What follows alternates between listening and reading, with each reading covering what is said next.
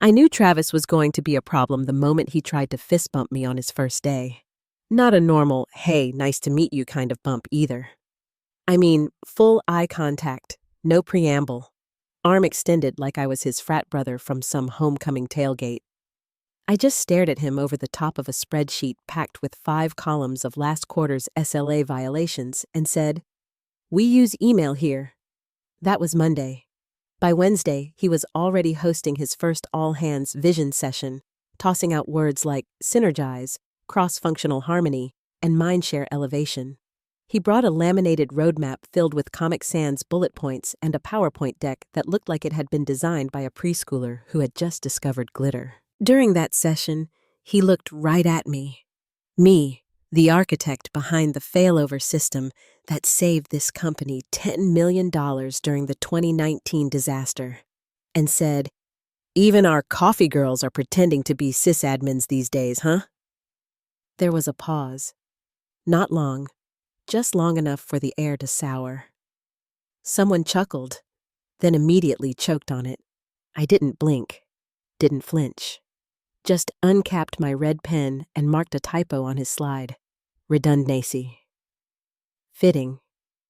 He kept talking, babbling about retiring clutter and modernizing mindsets. Apparently, I was the clutter. Imagine that. 15 years of disaster recovery, mainframe migrations, and hybrid cloud strategy. And I'm the folder you delete before a rebrand. Anyway, if you're watching this and haven't hit subscribe yet, let's fix that. I checked the logs. 97% of y'all are freeloading. Don't lie. I've built more secure systems drunk than Travis ever has sober. Subscribing doesn't just help me. It helps all of us, especially when we need to document the next glorious dumpster fire in 4K. Back to our regularly scheduled collapse. I didn't yell. I didn't walk out. Not my style. I just sat there, mentally filing every single line of his retirement strategy that violated actual compliance standards under a new folder in my brain titled, "This Will Bite Him." I've outlasted 3 CIOs, 2 reorgs, and 1 literal flood in the server room. Travis? Travis was just another poorly dressed peacock with a wireless mouse and a god complex. So I watched. I watched as he strutted through the office like a mall cop doing a Marvel cosplay, touching systems he didn't understand, changing passwords without mapping dependencies, rewriting scripts that hadn't been touched since the Obama administration. He was fiddling with wires on a live bomb and smiling like he was on a game show. At one point, he wandered by my desk, sipped his kale smoothie, and said, "Hey, sweetheart, mind making sure the Salesforce guys get lunch?" I looked up over my glasses. "Sure thing, Travis. Right after I patched the DNS leak you introduced by deleting our internal lookup zones." He blinked. "The what now?" But he didn't ask again. 1 week later, I was restructured. Just like that. No exit interview, no handshake, just an email saying my credentials would be revoked by EOD, and a severance PDF with the signature field blank. He didn't even sign it. That'll matter later. I walked out with my coffee mug, my umbrella, and one small thing he forgot to ask for. The YubiKey connected to our company's offline emergency recovery protocol. You see, the system Travis was so eager to replace, I built that. After our East Coast data center got fried during a rogue HVAC suppression test, legal required a tamper-proof offline protocol. I built it, documented it, secured it, and per policy, I tied the activation to a personal security key. Mine. Still active, still very private. But Travis? Never asked. Too busy tweeting about shattering legacy mindsets. So I just nodded, waved goodbye, and walked out. Left him with his Slack emojis, his shiny dashboards, and his dangerously shallow understanding of our infrastructure. But I didn't go far. I kept a tab open, because I knew. I knew. The coffee girl was gone, but the caffeine crash was coming. The consultants arrived on a Thursday. 3 guys in matching quarter zips with haircuts that screamed, "My dad's on the board!" One of them asked where the legacy log rotation files were stored. I told him, "On your mom's fridge, next to your resume." He didn't laugh. They never do. Travis paraded them around like rescue puppies. "They're here to help us modernize," he said. Modernize apparently meant renaming servers from DC Backup 01 to Vision Node Alpha. Another brilliant idea from the man who once asked if VPN tunnels could be made more aesthetically pleasing. By Friday, I'd been removed from the root access group. By Monday, my name vanished from the change management calendar. By Wednesday, my Jira ticket started auto-closing without comment. Cute? It wasn't exile. That would have taken a spine. No, Travis believed in slow bleed-outs. He restructured everything around me, moved reporting lines, reassigned projects, collapsed teams until no one knew who owned what. One day, I was lead on disaster recovery. The next, I was helping relabel cables like it was my first shift at Geek Squad. Then came the meeting. "Hey, Leah," he said, spinning his chair like a Bond villain in discount khakis. "We're doing a full documentation push. Need all your workflows and credentials, end to end." I looked up. "Including security access protocols? Especially those." I smiled. Transparency is important. That's when I knew. A halfway competent IT director would have started with recovery protocols, offsite backups, encryption keys. But Travis? Travis thought disaster recovery was a tab in Google Drive. He had no clue what he was missing. Never once asked about the hardware token. Didn't even know one existed. See, buried deep in the original protocol, signed by the previous CTO, was a clause. All final stage failovers required a dual-auth hardware token stored physically, not digitally, to prevent remote compromise. That token? Still on my keychain, still active, still blinking blue like a tiny smug lighthouse. So I gave them everything. The diagrams, the sanitized configs, the access charts, color-coded, green for active, red for deprecated, blue for good luck. But I left out one detail. The unlock script. The trigger string. The command protocol that spun up the real system. The one I built on my own time after the 2019 incident. The one not listed in any sprint or backlog. Just a paranoid sysadmin with a bottle of gas station Cabernet saving the company's digital soul. I backed it up, encrypted it, labeled it Family Recipes, because technically, it was mine. Nobody paid me to build it. No one even asked me to. It lived on a personal air-gapped drive, one they didn't know existed. The next morning, HR emailed. "We're restructuring and moving in a new direction. Your services are no longer required. No thank you, no exit interview. Just a login timeout and a courier holding a cardboard box." I walked out with that box, my badge, and my keyring. And on that ring was the small black YubiKey Travis had never once asked about. Because men like Travis never imagine the coffee girl has the keys to the kingdom. The first post came 2 days later. Travis at the whiteboard, sleeves rolled up like he'd just debugged gravity, captioned, "Bringing clarity to legacy systems, day 1 of the cleanse." I almost dropped my coffee. There, behind him, was my disaster response schema. Still half erased, smeared like a crime scene. He'd renamed nodes like IKEA furniture, added a sticky note that just said, "Cloudify this." He had no idea what he was looking at. None. The comments? Even worse. Love this leadership energy. Finally, someone taking initiative. Legacy tech is just fear in code form. I laughed so hard I nearly pulled something. That entire week, the company's LinkedIn lit up like a Christmas tree dipped in gasoline. Modernization initiative underway. System audit complete. New era of agility. Travis even posted a selfie in front of the server room, arms around a confused contractor like they were best bros at Coachella. Meanwhile, Kayla, one of the junior engineers, sharp kid, maybe 2 years in, sent me a message from her personal Gmail. "Hey, Leah. Sorry about what happened. Just wanted to say, they have no idea what half these scripts do. They deleted something yesterday, and now our financial reporting tool exports in Portuguese. Travis thought it was a regional setting. It wasn't. I smiled into my coffee, didn't reply. Not yet, but I opened up the encrypted folder. The one labeled Family Recipes. Inside, the credential trees, protocol docs, ghost logs, every line I wrote after each near miss over the last 15 years. Then I logged into my dormant LLC dashboard, switched my status to active, updated my resume, and quietly set my consulting rate. $600 per hour, 15-minute increments, premium surcharge for stupidity. I wasn't planning sabotage.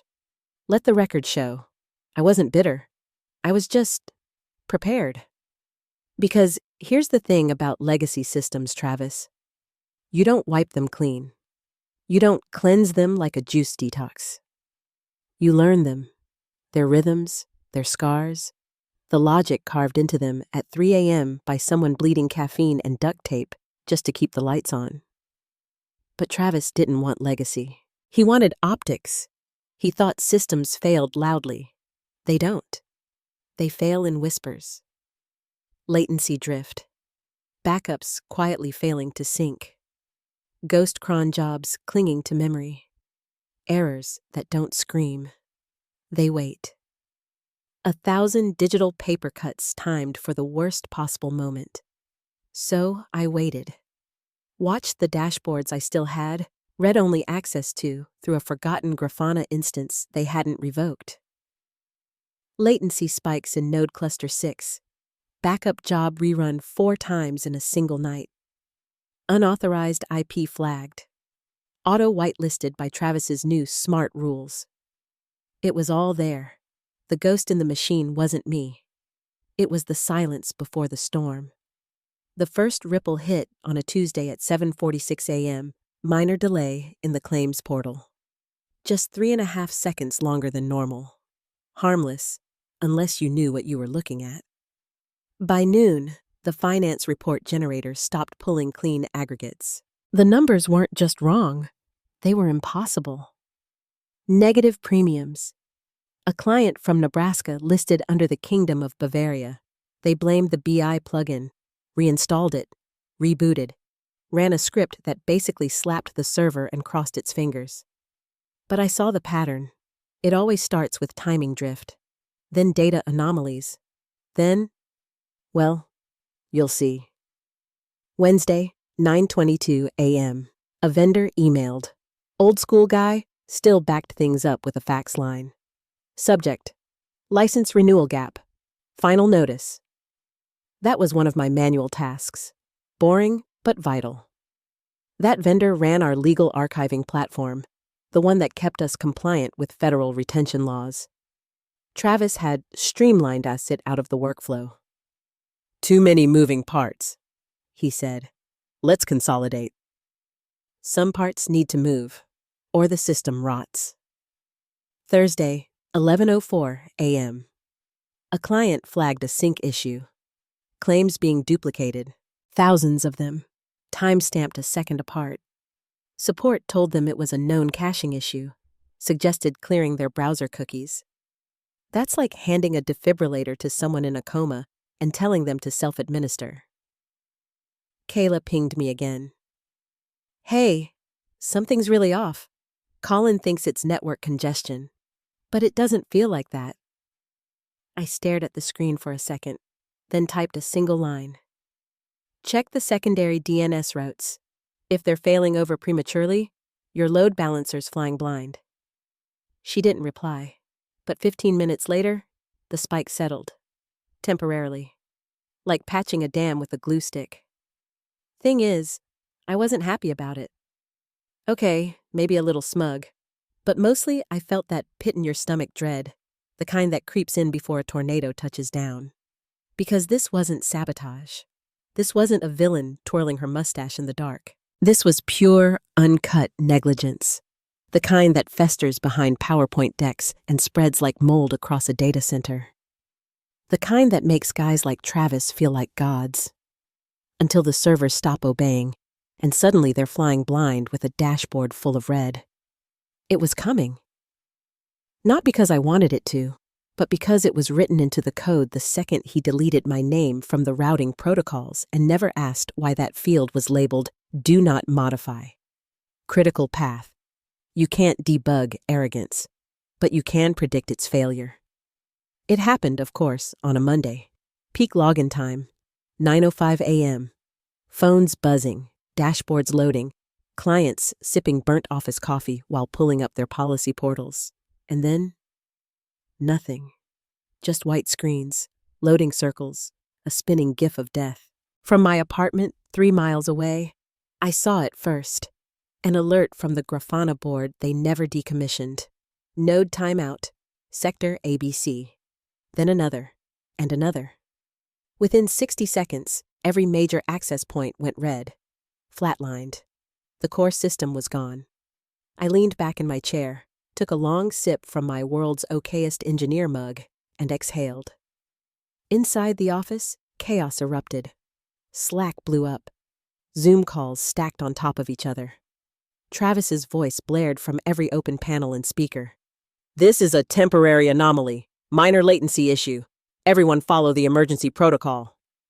Cute, if there was one. Kayla tried. God bless her, she really tried. She opened up Travis's emergency response guide. Section 3.12 was titled, Initiate Backup Reload Process, but nobody knew where the backups were stored. Travis had migrated everything to a secure hybrid cloud solution, but never defined which cloud, or who had access. Meanwhile, ticket queues ballooned, clients locked out of claims portals, rating tools, internal contracts. Agents couldn't process renewals, couldn't issue premiums.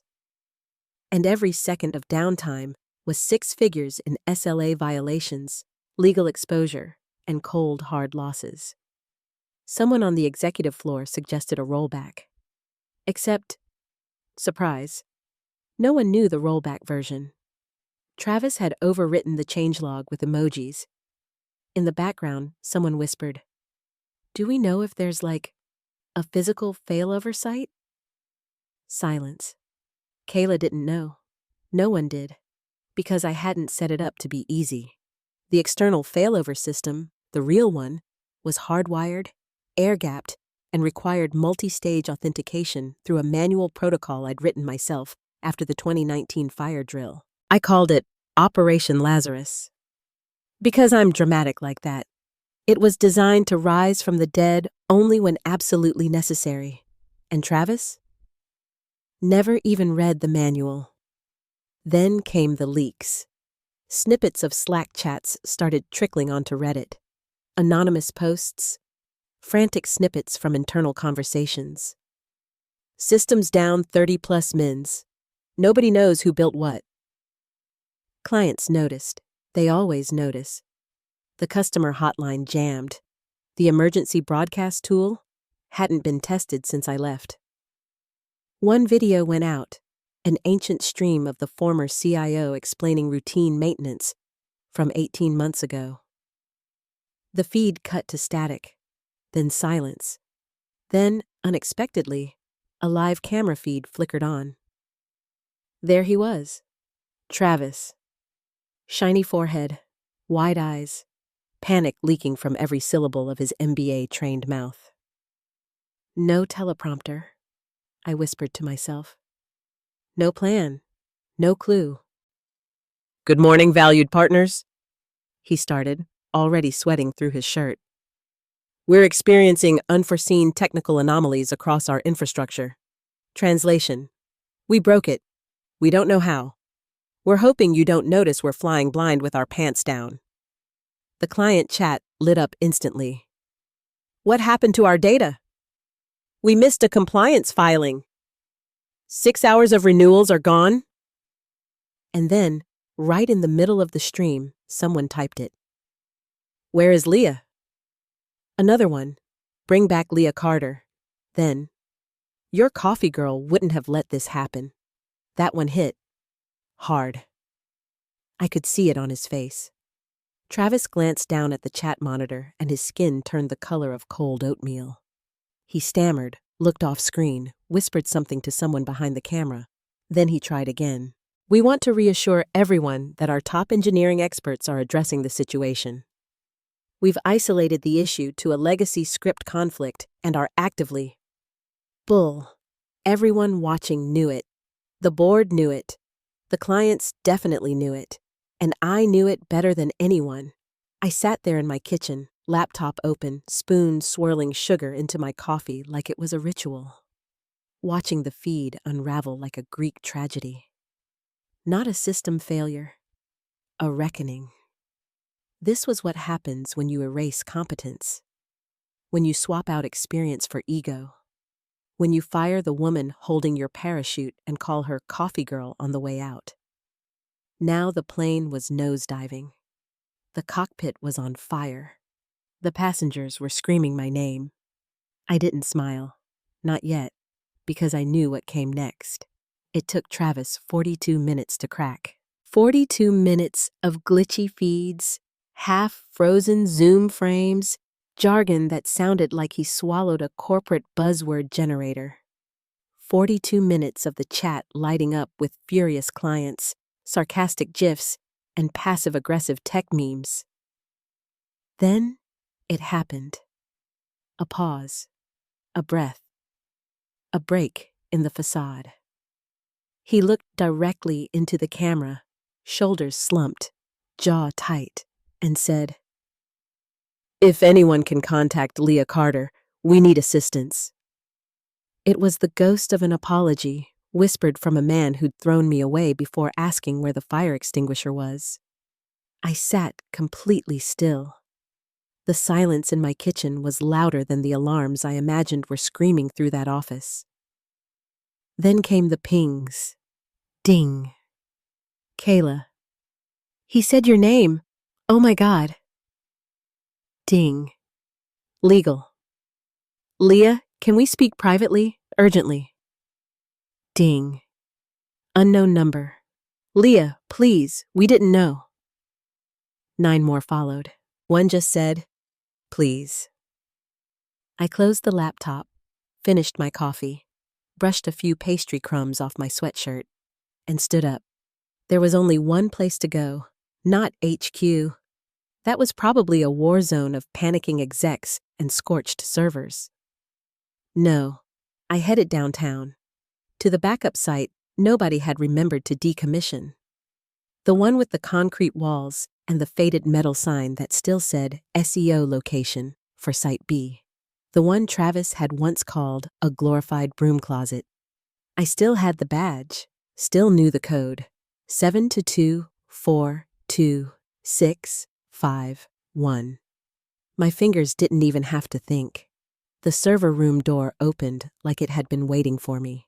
The air inside was cold and dry. The smell of old paper and machine oil and long-forgotten uptime. And there it was, the heartbeat.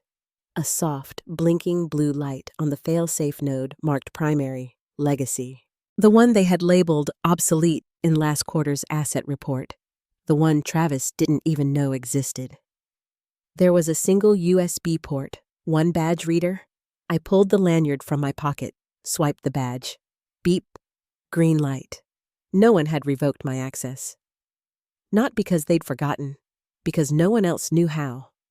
I stood there for a moment, hand on the cold metal, letting it breathe. Letting them feel it, the fall of their pride, the rise of mine. Meanwhile, in the broadcast room, I imagined the stench of sweat, panic, and overpriced cologne. Someone probably dropped a protein bar on the floor. Assistants crying. Executives aged 10 years in an hour. And Travis? Still live on camera. Still trying to sound composed while the ship sank beneath him. I walked in without a word. Didn't look left. Didn't look right. Just passed through the wreckage of executive ego and cheap optimism like I'd never left. My boots echoed on the floor like a countdown clock. Travis was mid-sentence, rambling something about containerized service layers when he saw me, and froze like he'd seen a ghost. Technically, he had. I didn't acknowledge him. I walked straight to the main terminal, sat down in front of the still live broadcast camera, still streaming to every board member, every client, every terrified account manager across the country, and got to work. 3 commands. That's all it took. First command, spin up the isolated backup node from the collocation center.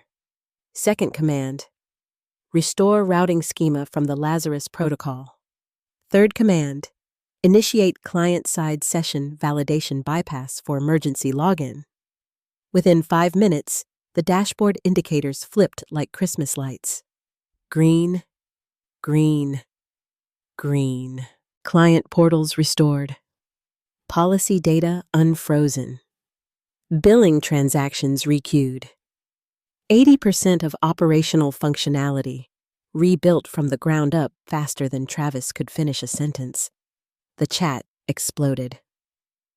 It's Leah. She fixed it. Never doubt the coffee girl. I turned toward the camera, and finally, I spoke.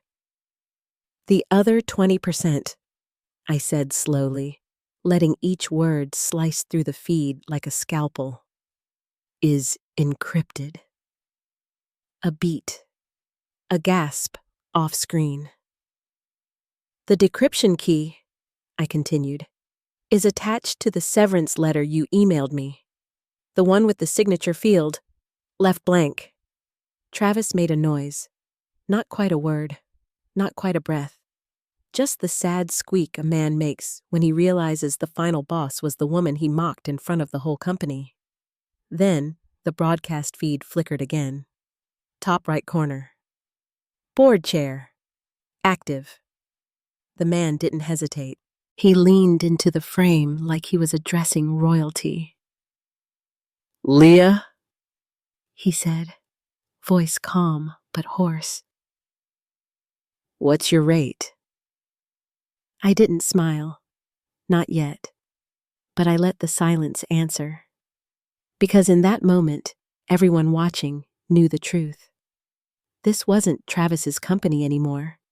This wasn't a recovery. This was a coronation. I reached into my coat pocket and pulled it out. The little black YubiKey. Worn smooth from years of late nights, emergency reboots, and the quiet labor that no one ever noticed. Until now. It didn't glow. It didn't beep.